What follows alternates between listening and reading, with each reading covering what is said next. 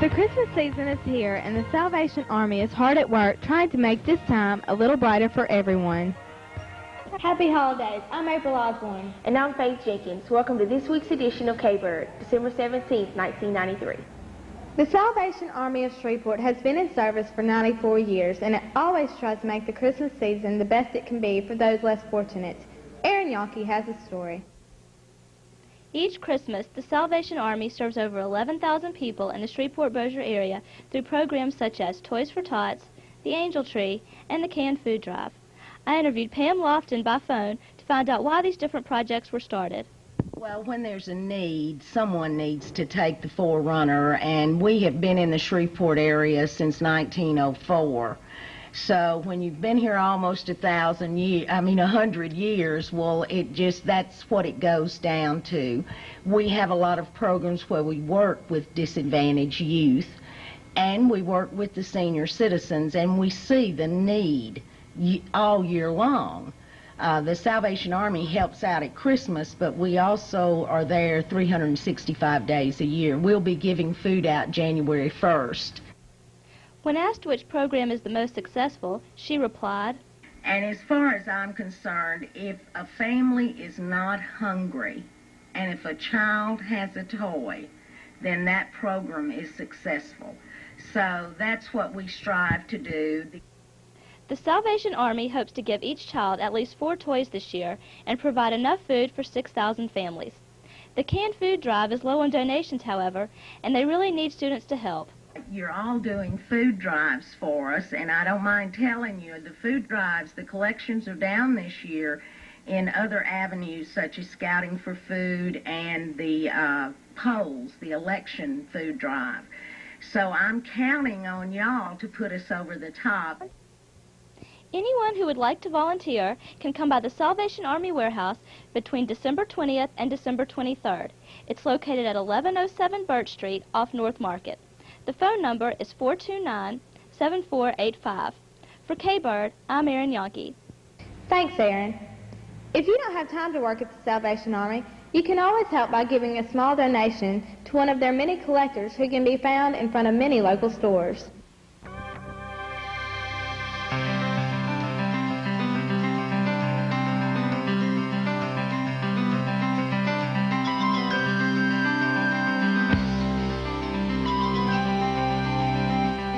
We wait for him every year, but what's the real story behind Santa Claus? Amy Restovich finds out a little later on.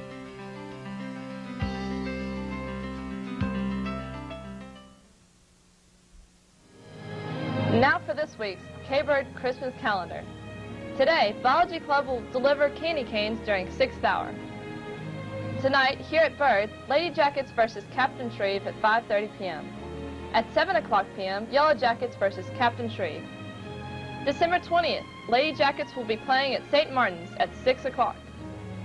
The C&B Time Classic kicks into high gear December 28th through the 31st.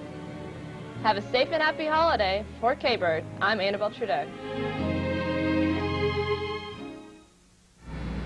During the holidays, many people go on vacation and leave their homes unprotected. Thousands of dollars worth of presents are stolen and Christmas Day is ruined. In order to prevent this terrible situation from happening to you, follow these tips on how to keep your home safe over the holidays. Hire a house sitter. Put timers on your lights. Warn your neighbors. Check all locks. Notify police departments so they can periodically check your house. And remember, being cautious helps you take a bite out of crime. Although most of us know who the real Santa Claus is, we don't all know where the legend of Santa Claus came from. KBYRD reporter Amy Restovich tells us about this time-honored tradition as well as traditions in other countries around the world. By 1100, St. Nicholas had become a popular symbol of gift-giving in many European countries.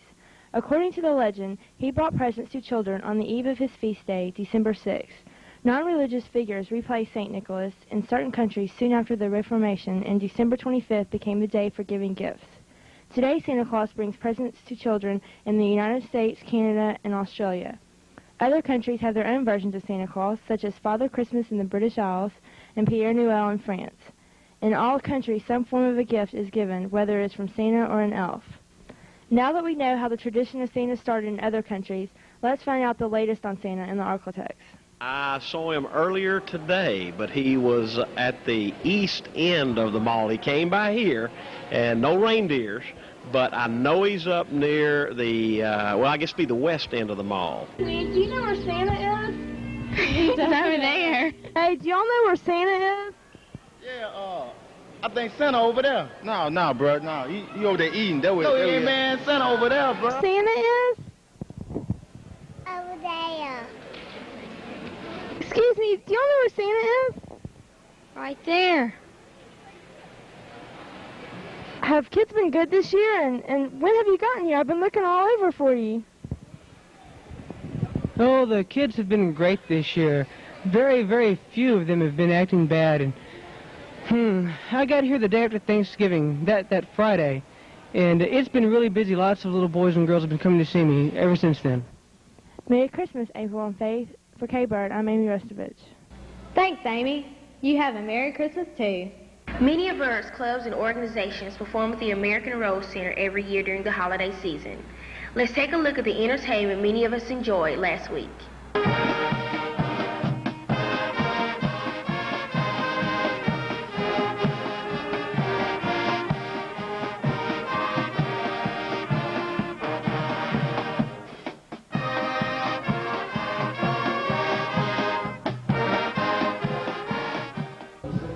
So, Neil, what's going on in sports this week? We're going to see how the Lady Jackets basketball team is coming along. Today's KBYRD has been sponsored in part by Dynamic Trophies, located on 3115 Burt Coons Industrial Loop. Call 688-4854.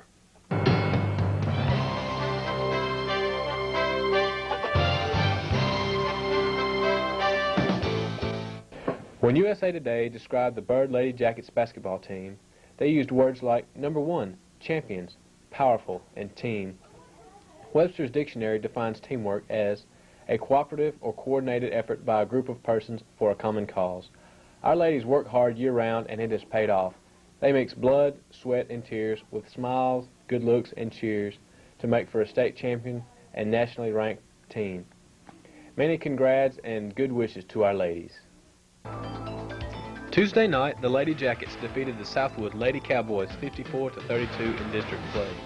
Southwood is ranked second in the state in District 5A, so this was an important win for BYRD. Be sure to attend tonight as BYRD takes on Captain Shreve. What's the weirdest Christmas present you've ever received? Coming up next on Talkback. The little Browns I wore to school, everybody was talking about they was kickball boots. That was the weirdest Christmas present. It was a Georgetown hat. A fruitcake, and it didn't really taste that good. It was really nasty. The weirdest Christmas present I ever got was a watch that ran backwards. So I always had to keep track backwards. And that was it. That was the weirdest Christmas I ever got. The worst Christmas present I ever got was a purple sweater that looked like it came from the 60s. The weirdest thing I got for Christmas was an air compressor that fills up basketballs. Got a set of pens from my grandparents, and it was a lot of money, but I just really didn't want pens. I really wanted, and I lost them like 2 months later, and then I really got in trouble for those pens. So the worst Christmas present I ever got was socks. I got a book called When to Fish Sleep. I hate anything from my stepmom. The Trooper.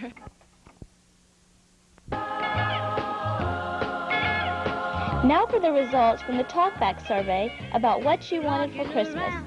Freshmen, you wanted cars. Sophomores, you wanted cars. Juniors, you also wanted cars. And seniors wanted clothes and jewelry. That's it for KBYRD Jackets. Have a safe and happy holiday, and remember not to drink and drive on New Year's Eve. Merry Christmas. We'll see y'all next year.